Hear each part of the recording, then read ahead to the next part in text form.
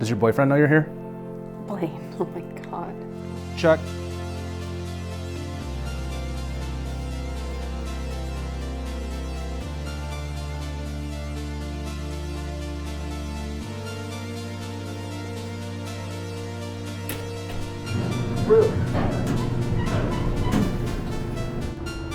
It's pretty heavy.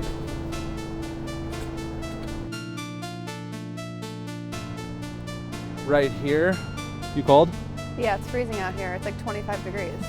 The sun is setting over here. I'm gonna put our sunlight over here. I've done this before, under 1 minute. It hurts against the face, you know? Yeah, do you want gloves? Nope. Watch your eyes. Striking. It's a lot more than I even thought it would be. Sun from both sides, 600D Pro, sunlight. And I just wanna see what it looks like with it off. We'll move it a little more behind. It's kind of on her back, and I'm gonna tilt it down a little so it's a little less on her face. You good? Yeah, I just want to show them where you are. This is where the light is in relation to me, and this is where the camera is. I'm gonna just block this light from your side right here. I'm thinking about the sushi you're gonna buy me later. In about 2 minutes, the sun is gonna go down, and when we're looking at something. Hello? Yo, can you come up here? It's snowing. 2 suns is a little bit tricky, but 1 is a little bit more normal. So now we're out here on an overcast day, and we can see what the sun looks like, and I'm gonna just bring this down a little bit off. This is at 13%. That wet thing. Freezing.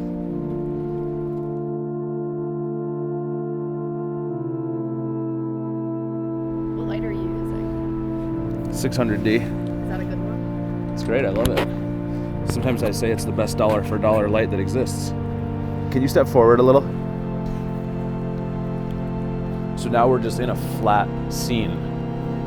This is at 100, and we can bring it down because it's pretty bright, but we can just see what this does. Okay, so that one wasn't really working. We could see how bright the light is, but the setup isn't exactly right. So let's move on. It was me, not the light. So I have used that light in scenarios like that where I wanted it to be like there was sun there. Overcast day, where I put it on the edge of the talent and it enhances the look. It could be overcast or it could be sunny and you diffuse the sun and add your own sun so things can remain more consistent. Another scenario that works nicely is the scenario where I'm sitting right now. I have the spotlight attachment on the light and it's pointed at the wall right there, and we can see what it's like without that. So there's no lights on in here. It's noon, there's light coming in from outside, 1 light bounced off the wall, and we can dial it in through Situs Link as we want. I'll keep it there. One other thing, this is actually not the 600D, this is the Amaran 300C with the Spotlight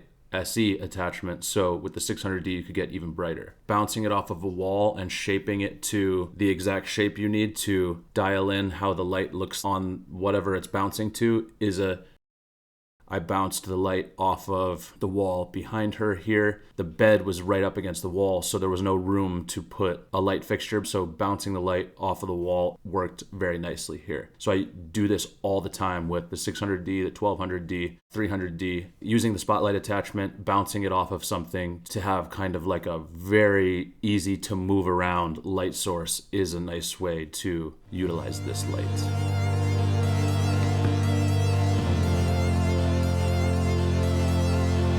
Okay, I'm good. We can go.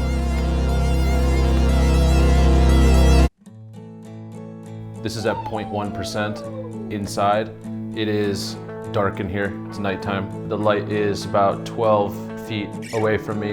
I have a couple Aputure MCs over here, and we can just get a little bit of light on the part of the room that's over here. This is more just a look at how bright the light is and not necessarily how to set up a scene, but this doesn't look half bad, and we're in a room in the middle of the night at 0.1% with kind of a standard shooting scenario on the camera. We are pretty much illuminating this entire room at 0.1%. So we can bring this up to 100, and we have a brighter scenario in here than I've ever seen in the actual daytime when sun does come through these windows. So it's bright and the MC Pros, which are over here, just pointed at this wall. They are amazing, but that's kind of a video for another time. Aputure sent me a bunch of stuff. Thank you, Aputure. Depending on how I feel in 10 minutes, we might do another test or we might not. And if we don't, I will catch you next time.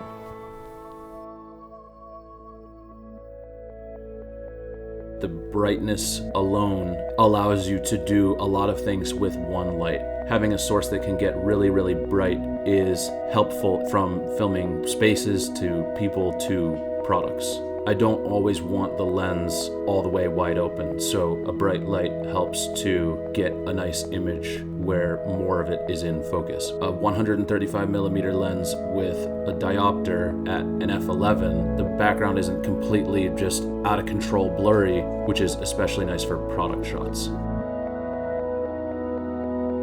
Let's not forget about studio work. I've done a lot in the studio with 300D, a 600D, and a 1200D. One thing I love to do is to use the light with no attachment in a big open studio. It really looks like sun.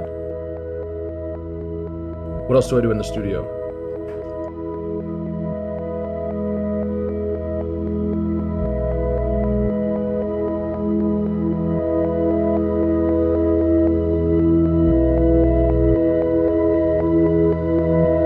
You know, sometimes when you get something and you have the feeling of how could you have lived as long as you've lived without that thing? It happened to me when I upgraded my computer. It happened to me when I got a fast hard drive, unlimited Dropbox. It happened to me when I got the 300D, and then it happened again with the 600D. I mentioned earlier that I occasionally say that it's dollar for dollar the best light that exists.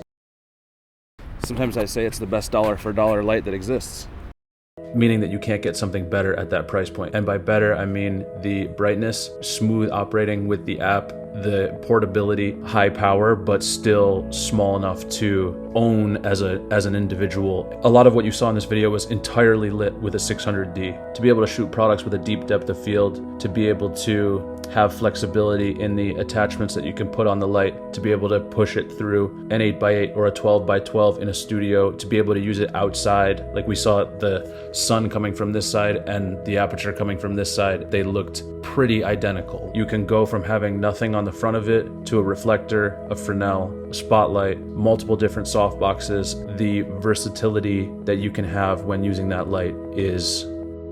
And one thing that we don't really talk about anymore is it doesn't get hot. You don't need gloves. Before LEDs, at the end of a shoot, you would turn off the lights and you'd have to let them sit there for like half hour before you could even touch them. And I was joking around in the Discord channel that you should join that I like when smoke comes off the lights because it reminds me of years ago. But it's a better scenario for everybody when there's not smoke coming off the lights, and to be able to just turn off the light and put it away and to be able to operate it and move it around without gloves is... Plus, an app that you can dim it from 0 to 100 is also great. If you just have a phone, your next purchase should be a light. Great technology that we have nowadays. I have a couple other lights as well that I'm sure will turn up on this YouTube channel soon. Also, all the music came from Audiio. There's a link in the description, and there's a link for the 600D Pro and the Aputure MC Pros. All right, that's it.